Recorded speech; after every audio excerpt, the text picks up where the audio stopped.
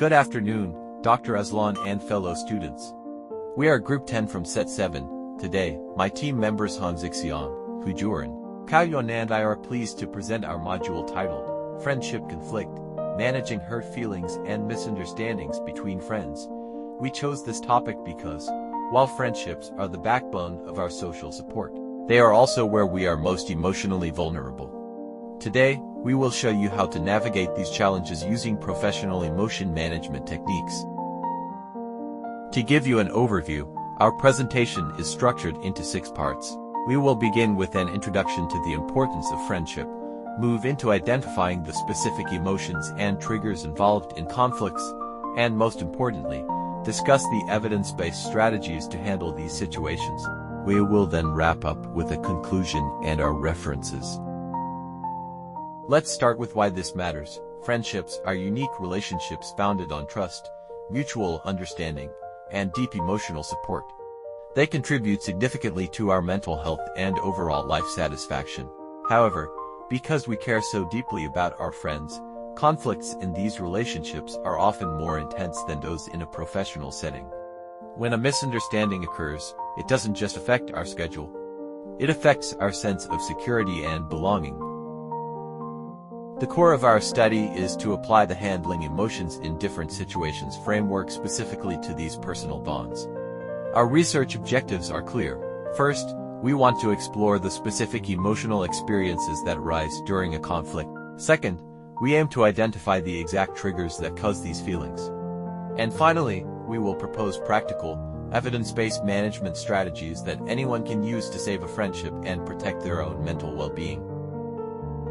Now, let's look at how these emotions actually show up in our lives. We have identified 3 primary emotions: hurt feelings, anger, and anxiety. First, hurt feelings. This is the most common emotion in a friendship. Emotionally, you feel sad or undervalued. Physically, you might feel a heaviness in your chest or lack of energy. Behaviorally, you might find yourself withdrawing or avoiding the friend altogether. Second is anger. This is an active response to perceived unfairness. Physically, your heart rate increases and your muscles tense up. This often leads to confrontational, communication, or defensive outbursts. Finally, we have anxiety. This is the fear of the unknown. You might start overthinking past conversations, leading to restlessness or even sleep disturbances.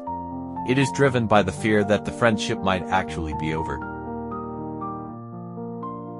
But what specifically causes these reactions? We've identified 3 main triggers. The first is perceived rejection. This happens when we feel ignored, such as when a friend takes too long to reply to an important message or excludes us from a social gathering. The second trigger is miscommunication. This often involves unmet expectations, like when a friend isn't as supportive as we expected them to be. We often assume they have bad intentions when they might just be busy. The third is the fear of loss. Silence or unresolved arguments can trigger an abandonment fear, making us feel that the bond is breaking. So, how do we fix this? Our module proposes 3 specific strategies. For hurt feelings, we recommend emotional expression and social support. Instead of staying silent, use I statements to explain your feelings calmly. For example, say I felt hurt when I wasn't invited, rather than you always ignore me. This invites a conversation rather than an argument. Seeking support from other trusted friends can also help you process the pain before you talk to the person involved. For anger, we use a technique called cognitive reappraisal. This means shifting your perspective. Before you react in anger, ask yourself, is there another explanation for their behavior? Perhaps they are under a lot of stress at home or at work. By reinterpreting their actions as unintentional rather than malicious, the intensity of your anger will naturally decrease. Finally, for anxiety, we suggest mindfulness. When you feel your mind spiraling into what-if scenarios, use deep breathing to stay in the present moment. This stops the overthinking and allows you to approach the conflict with a clear, calm mind. In conclusion, managing emotions is the key to relationship longevity. Friendship conflicts are inevitable, and they will likely trigger hurt, anger, and anxiety. However, by identifying these emotions early and understanding their triggers, we can move from reacting impulsively to responding thoughtfully. Applying strategies like common expression, cognitive reappraisal, and mindfulness doesn't just resolve a fight, it builds a stronger, more resilient friendship.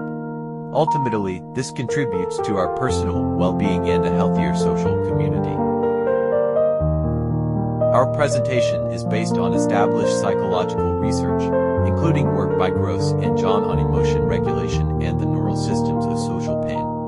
We hope this module provides you with useful tools for your own relationships. Thank you for your attention.